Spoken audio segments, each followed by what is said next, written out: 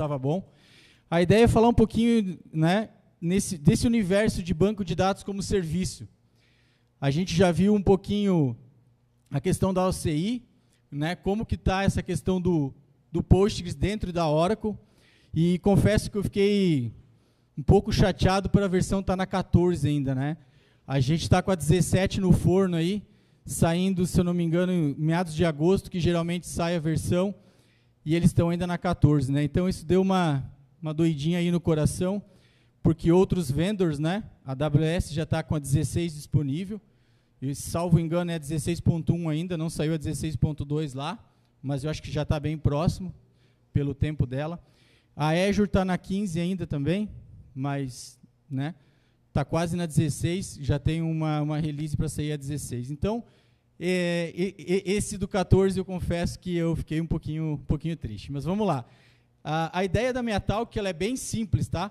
É trazer uma outra forma de ver a possibilidade do banco de dados como serviço, nesse momento falar, né, como Postgres.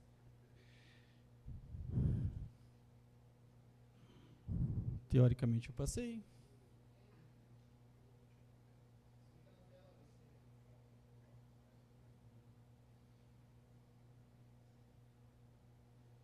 Beleza. Tá, então, quem sou eu, né? Eu sou o Fernando Franchini, acho que ninguém me chama assim. A minha esposa me chama de Fernando às vezes, e a minha mãe. E algumas pessoas por aí nas empresas, agora eu estou começando a me apresentar como Fernando, né? Porque às vezes se apresentar como Capim de cara é um pouco triste, né? Mas eu sou o Capim, saí de Capinzal quase 30 anos, fui morar em Floripa, e em Floripa eu herdei esse apelido e ele está comigo até hoje, né? Sou pai de família, tenho 2 filhas lindas e maravilhosas, né? Sou casado e atuo com um banco de dados há 20 anos. Eu me considero um DBA, DBRE, qualquer coisa que envolva dados e banco de dados, eu brinco que eu consigo dar um pitaco, tá? Aí tem QR Codes, provavelmente um vai para o meu Instagram, que é pouco profissional, mas tem algumas coisas, e o outro é o meu LinkedIn, se alguém quiser. Eles estão no final também, depois. Bom, basicamente, o que é a ideia, né? Trazer um pouquinho essa questão de DB as a service, né? O que é o banco de dados como serviço? É como o Frank falou, provavelmente, já sei da palestra, né, do César, à tarde ele vai falar do Aurora, são bancos de dados que você acaba simplesmente instanciando algo, ganhando credenciais, hosts, né, endpoint, vai fazer uma conexão com o banco de dados, aí, obviamente, né, a gente entra em toda aquela parafernália de segurança, né, Virtual Private Network, todo aquele universo que envolve a parte de segurança de banco de dados em cloud, que tem que ser mais seguros que o interno, tá, pessoal? Não deixem banco de dados público, tá? Isso é uma coisa bem interessante que todo mundo acaba esquecendo, né? Então, ele é um banco de dados que você coloca 5, 6 informações, dá alguns next ali, e depois tem uma conta no final do mês para receber, mas ele já está disponível para uso. Você já começa a atuar nesse banco de dados, vamos lá, sem muito esforço. Obviamente que para colocar em produção, a gente vai ter esforço de entender a infraestrutura, a gente vai um pouco mais além de como o serviço se comporta e como ele vai nos atender. E quando a gente tem o nosso bom e velho on-premise, o que a gente tem, né, no pedágio? Pô, tem que ter uma máquina. Tenho que ter pelo menos uma outra nuvem com uma VPS, por exemplo. Uma outra nuvem com uma VM. Então, eu tenho que ter, de qualquer forma, um outro recurso, onde vou ter um sistema operacional. Dentro desse sistema operacional, eu vou instalar, né, ali em cima de um Windows ou um Linux. Por favor, gente, não usem Postgres em Windows, tá? De coração, assim. É o único pedido que eu posso fazer para vocês. Não, vão ter outros, mas esse é o primeiro. Tá? Mas ele roda. Em Linux roda muito melhor. Então, tu pode colocar em Linux, e aí você começa a fazer a instalação, configuração, e você tem toda essa parte de manter esse banco de dados. Então, você começa a ter o contraponto do que a cloud te oferece e te cobra versus o que você tem que gerir. E aí a gente vai para alguns outros pontos, e eu vou colocando eles ao longo da apresentação. Bom, uma das vantagens, então, desse cenário, né, é realmente a facilidade da implementação. Se hoje eu vou, dentro da minha conta, tá, eu vou usar a AWS aqui, né, em homenagem de um dos parceiros e patrocinadores, que é a DAT, que é minha cliente, né, da Dragon BD. A facilidade que a gente tem de entrar numa conta e criar uma instância, ela é muito rápida. É muito tranquilo. Em alguns minutos, né, a gente consegue colocar uma instância no ar. E qual que é o problema dessa instância no ar? É o tamanho que a gente cria versus a conta que vem. E a gente tem que entender essa matemática. Escalabilidade, a gente tem a vantagem, por exemplo, de uma escalabilidade horizontal através de réplica de leitura. O César pode confirmar, mas eu não consigo me lembrar qual que é o limite de réplica da AWS, e se tem, mas eu acho que vai lá para umas 20 de leitura. Quantas? O Aurora é 15, mas o Postgres da RDS acho que não tem, né? Porque ele vai com escala com... Também é? Tá. Então, vamos lá. Se na hora que a gente chegava com 7 réplicas de leitura, na AWS vai a 15. Então, cada um dos vendors vai ter essa questão de réplica, tá? Aí vai funcionar um pouco diferente de como cada um dos vendors vai utilizar e vai fazer essa réplica. Mas o mais importante disso tudo é que todos eles têm uma solução de réplica de leitura e a configuração é praticamente a mesma. Você vai lá dentro do painel e diz assim, criar uma réplica de leitura. E plim, a coisa acontece. É muito legal, é muito fácil. De novo, vem na conta depois. Beleza? Então, se a máquina custa X, cria a réplica de leitura. Deveria ser 2x, mas no RDS da AWS, por exemplo, eu consigo criar uma réplica de leitura com máquina diferente da produção. Não aconselho, mas dá. Beleza? Alta carga de escrita, eu posso não conseguir escrever para réplica de leitura e ter lag. Então, tudo pode ser feito, mas devidamente monitorado e zelado. A redução de custos, né? Pode falar, Seba.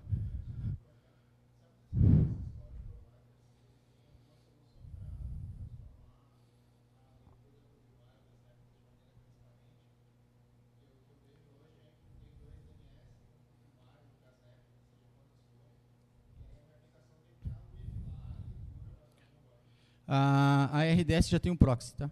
O RDS da AWS já tem um proxy, que tu bate no proxy e ele te define. Não, de cenário de escrita mesmo. Por exemplo, a minha conexão faz a escrita, ou faz a leitura, eu não quero saber. Eu quero conectar em um único endpoint e ter. O proxy faz isso, o proxy SQL. O RDS proxy faz isso. Então, algumas tem. E aí ela evita isso. Tá?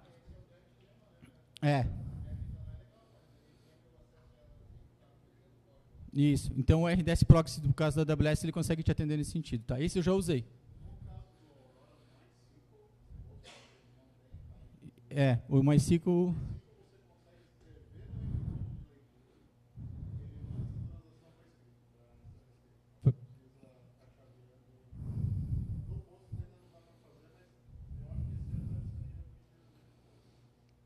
Legal. Esses pontos, depois tu complementa lá na tua... Eu sei que tu já ia comentar alguma coisa. Mas é legal que, assim, de novo, né? Vamos de vendor para vendor, tá? Então, como eu estou mais acostumado com a AWS, alguns exemplos vão ficar dentro desse cenário hoje, tá? Então, a questão da redução de custos. Qual que é a ideia da redução de custos?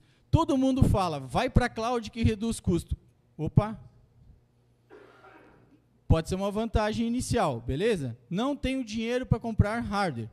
Beleza, então pode ser que a redução de custo nesse momento, o pagar mensal me faça sentido. Mas, sei lá, se eu tenho dinheiro para pagar hardware, será que faz sentido? Vamos para matemática, calculadora e planilha, tá? Se precisar, sistema, enfim. Mas não deixem de fazer conta, tá?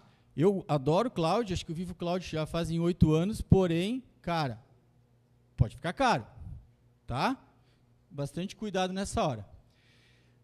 A gestão de um banco de dados como serviço, ela é muito mais fácil. A gente não tem tanto... Por exemplo, eu não tenho que me preocupar em gerir meu sistema operacional. Quem faz isso é a cloud para mim. O que está acontecendo agora, que eu tenho visto lá na AWS, por exemplo, é que veio uma release de update de sistema operacional. Beleza, eu vou lá, clico no botão, mando aplicar na janela de manutenção e ele vai fazer, né? Então, a gente tem aí algumas facilidades na questão de gestão. A alta disponibilidade, ela é viável? Sim. Novamente, posso criar um multi-AZ de uma maneira incrível, setando uma flag, e da mesma maneira incrível que eu seto a flag, a conta vem no bolso, duplica o meu custo. Qual que é o problema, na minha visão, né? Aí a gente vai entrar numa seara, se eu trouxer o César aqui para o palco, a gente vai se degladiar, a gente vai ficar horas, que é a questão do multi-AZ. Qual que é a desvantagem do multi-AZ para mim? Ele não me libera a réplica de leitura naquela AZ. Pô, ele podia fazer isso, né, cara? Eu sei que não é o objetivo dele. O objetivo dele é disaster recovery. Eu sei que eu pago para a segurança daquilo, mas podia liberar para leitura, né? A máquina está lá parada, só esperando o caos. Ah, detalhe, no multi-AZ eu não consigo trocar o tamanho de instância, é o mesmo da produção. Tá? Então, diferente da réplica de leitura, que a gente consegue dar um Ronaldinho ali no tamanho, a multi-AZ não tem esse Ronaldinho, beleza? E aí, se vocês perguntarem para mim qual que eu acho a vantagem mais interessante do DB as a Service, backup, recovery e desastre. E recovery. O Lucas vai passar um pouquinho como é que é o formato de desastre e recovery do iFood, vocês vão entender um pouco o porquê que eu acho isso aqui fantástico na questão de desastre e recovery, né, quando você tem como serviço. Beleza? Bom, vamos lá. Quando a gente fala de desempenho, é uma das coisas que sempre vem, né? Poxa, eu estou colocando o negócio gerenciado, eu vou perder desempenho. O que isso vai acontecer? Então, na minha visão, eu tenho escalabilidade automática, por exemplo, como um Aurora, que me dá desempenho. Se lá no Aurora eu criar que eu tenho réplica de leitura até 15 de forma automática, e eu precisei de mais recurso dentro de um horário, e eu chegar a determinados X% de CPU, por exemplo, ou alguma outra métrica que eu precise colocar, eu acho que só CPU e memória, né, César? O Aurora, né? Para a escala é só CPU e memória ou só CPU? A escala do Aurora. De réplica de leitura. É.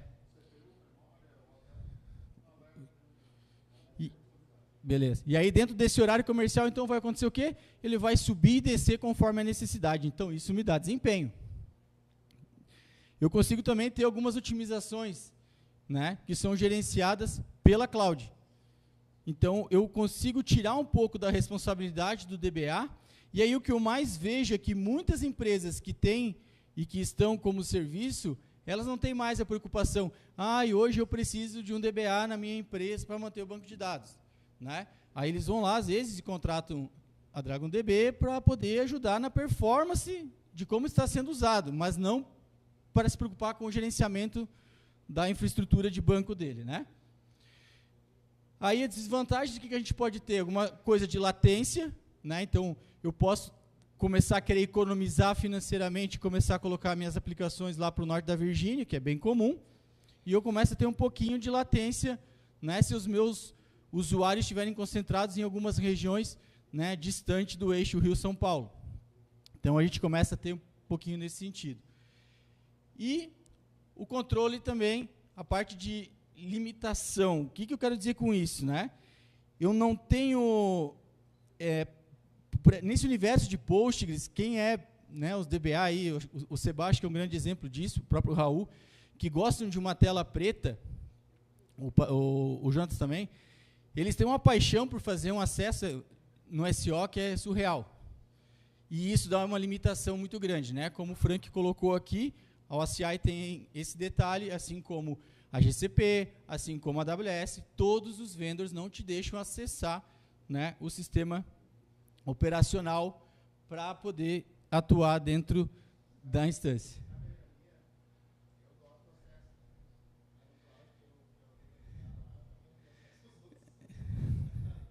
Faça o que eu digo, mas não faça o que eu faço, né? Isso. Segurança e compliance, né? Uma das vantagens de quando a gente está no RDS, por exemplo, vamos dar um exemplo. Alguém aqui trabalha na área financeira? Levante a mão, por favor. Alguém já foi lá no PCI, né?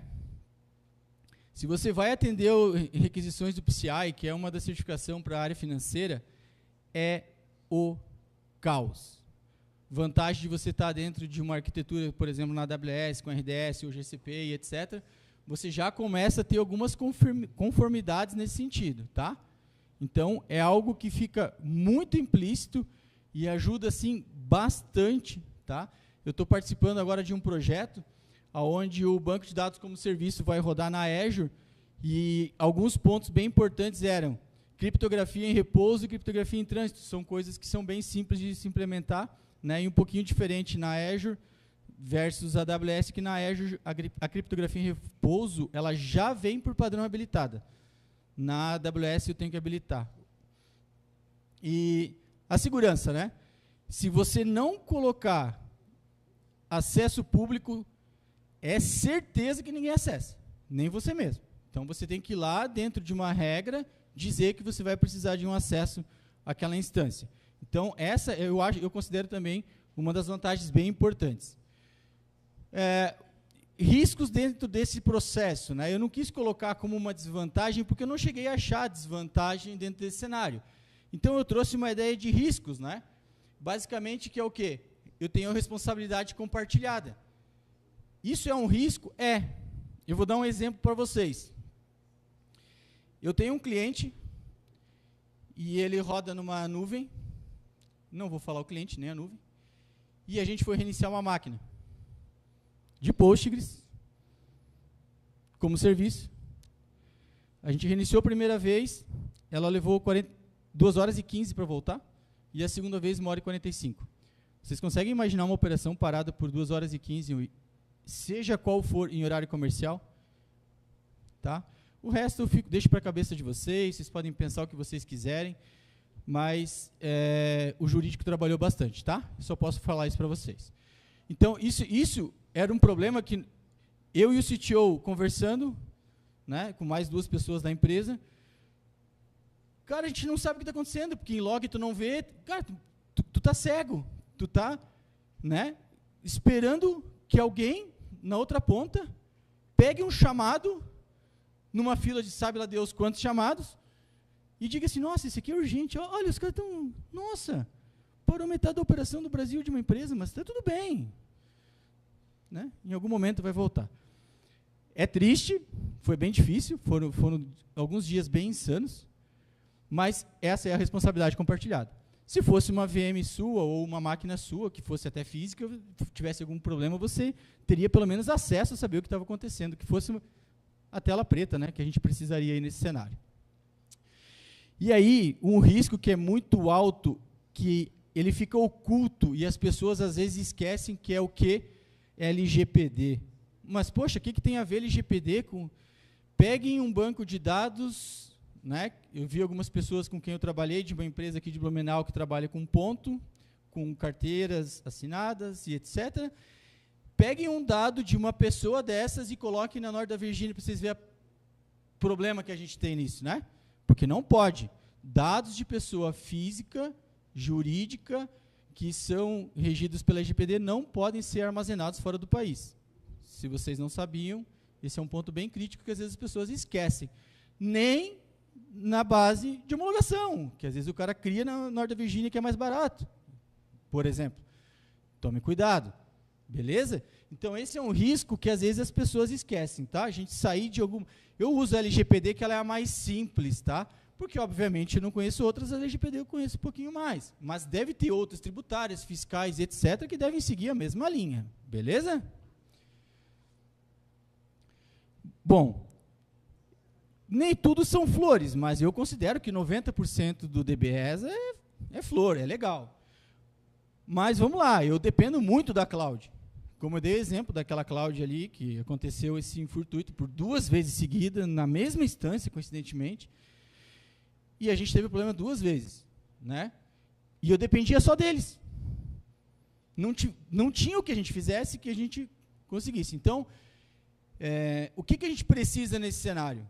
Eu preciso ter contorno. É um risco assumido? É. Qual que é o meu contorno para esse risco? Beleza? Eu acho, e aí aqui, o time de FinOps que eu coloquei, ele está entre aspas, porque eu tenho a seguinte visão. Eu prezo muito pelo meu dinheiro, mas eu prezo mais ainda pelo dinheiro dos outros.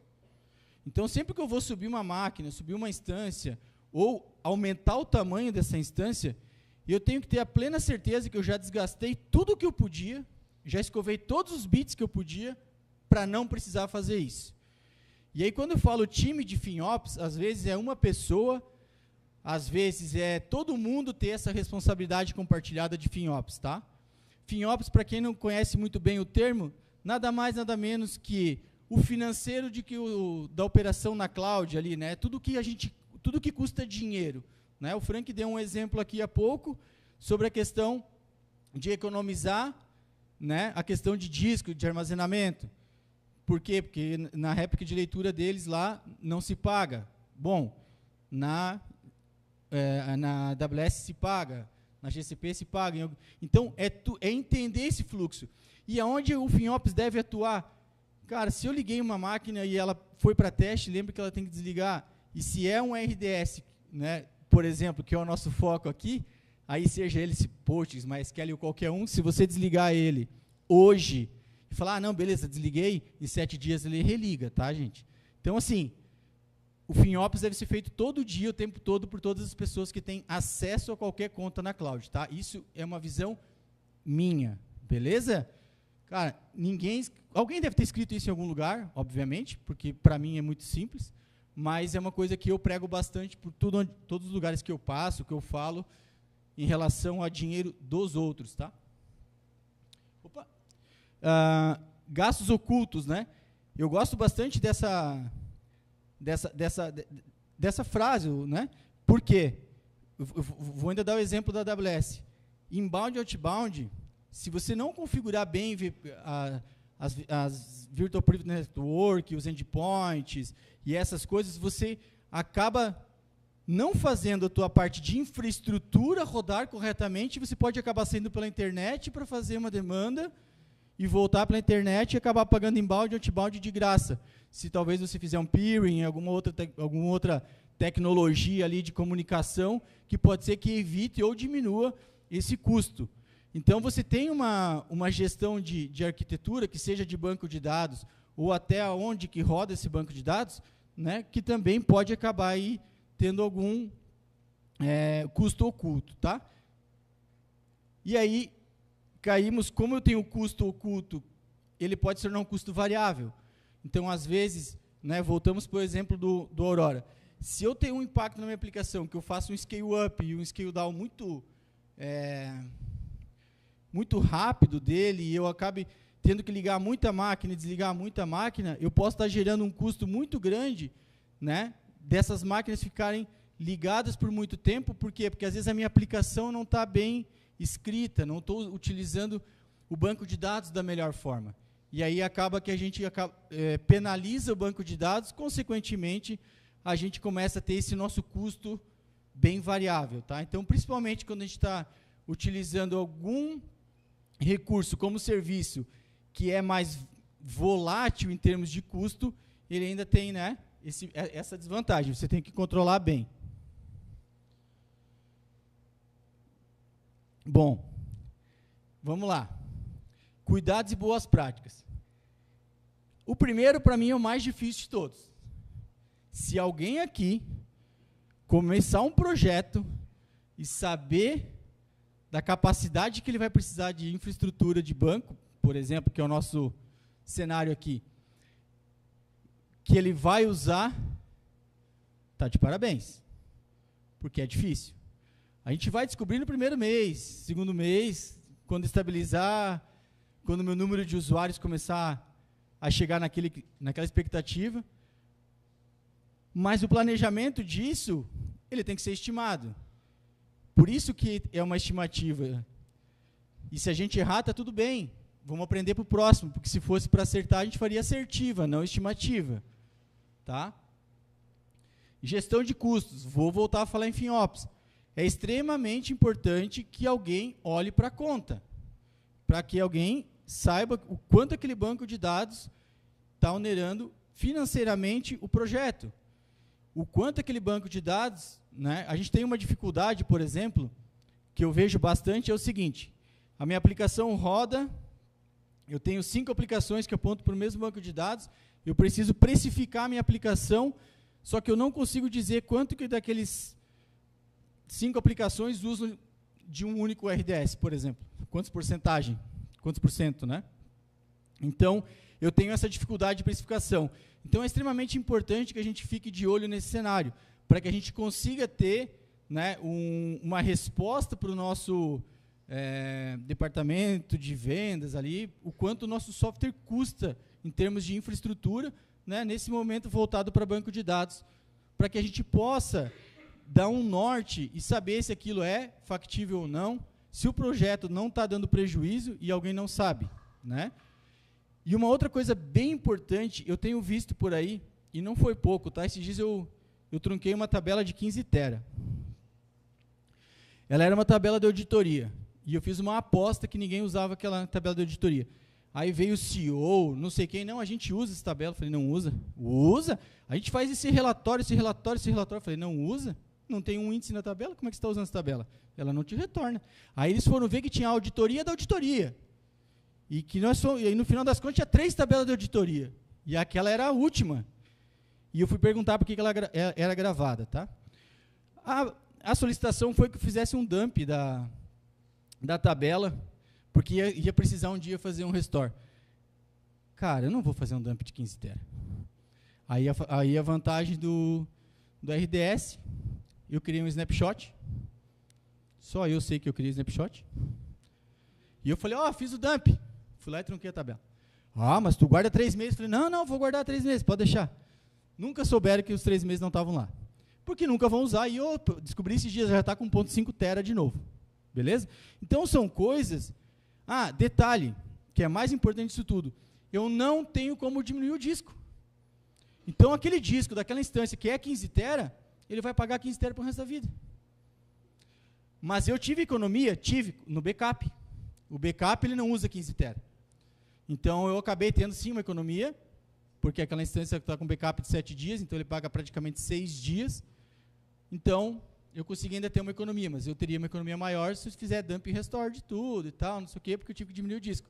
Mas não vai adiantar, porque ninguém viu que a de 1,5 tera já está 1,5 tera, eu vi ontem, sem querer, porque não é a minha responsabilidade. Ok, mas eu tenho que ficar de olho.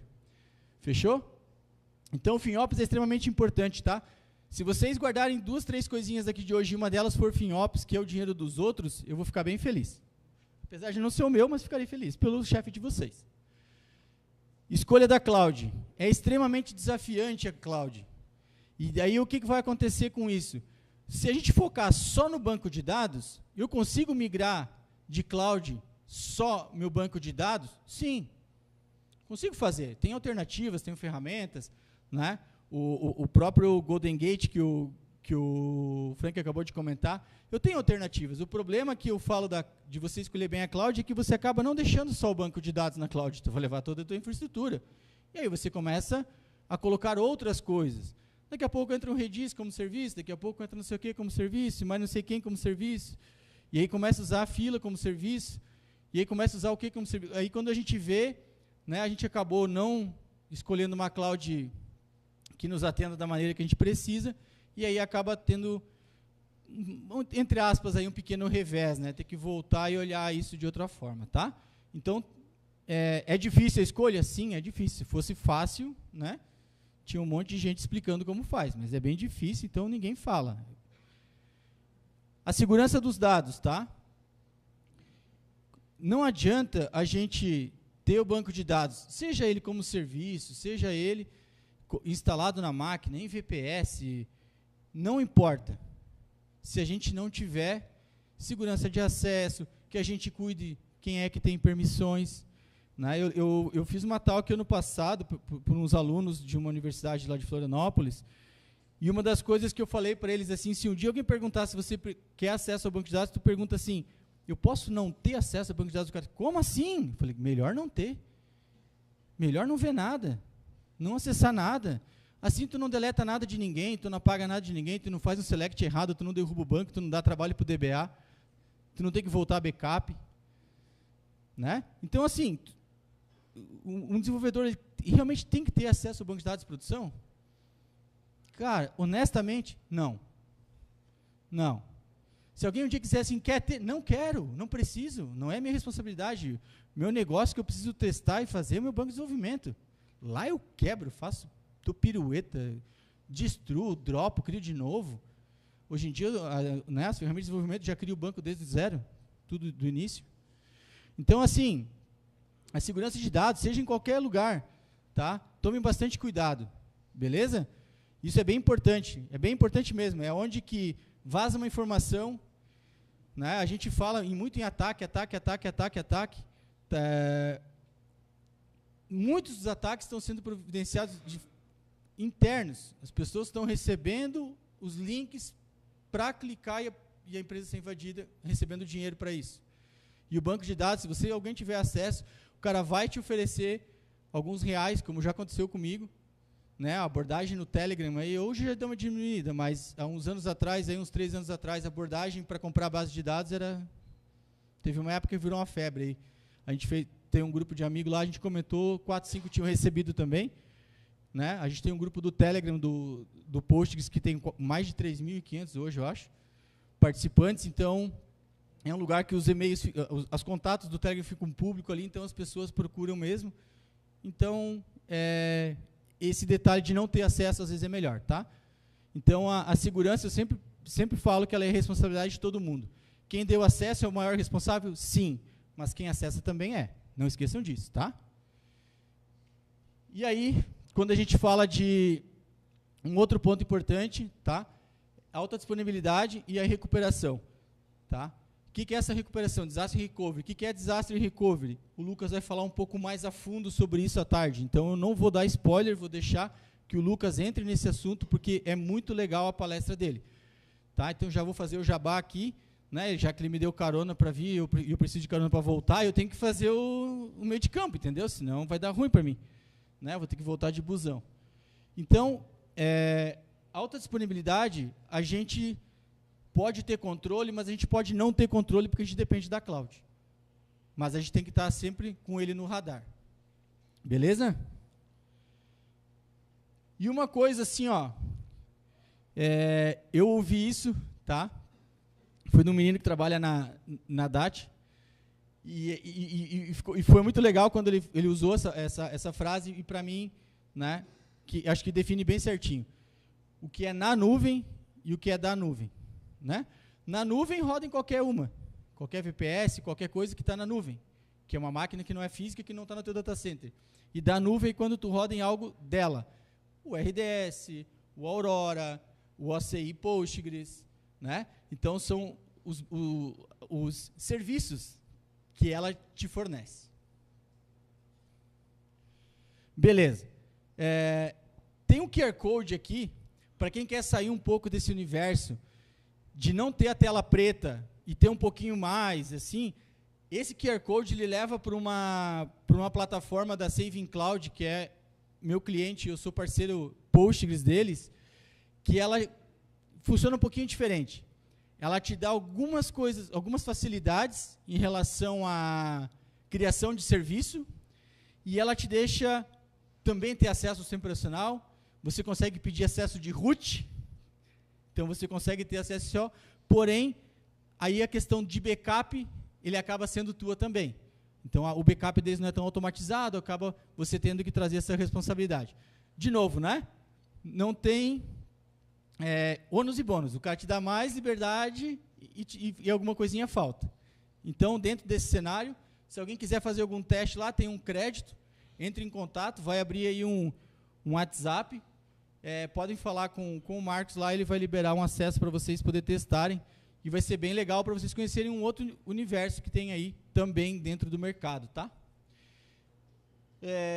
De novo, o de cima, se eu não me engano, deve ser o meu LinkedIn, embaixo o meu Instagram. Se vocês quiserem se conectar aí, fiquem à vontade.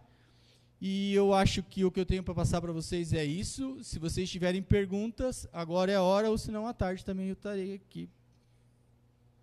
Pode ir lá? Já falei no início, mas pode, antes de eu falo de novo. Não, só lembrar o pessoal de fazer o check-in, tá? Não esqueçam, só para a gente saber quantas pessoas atenderam o evento. Tá? Alguém tem alguma pergunta para o Capim? Não? Então tá bom. Viu? Falei que eu ia liberar vocês para o almoço, rapidão. Fala, manda, Joss.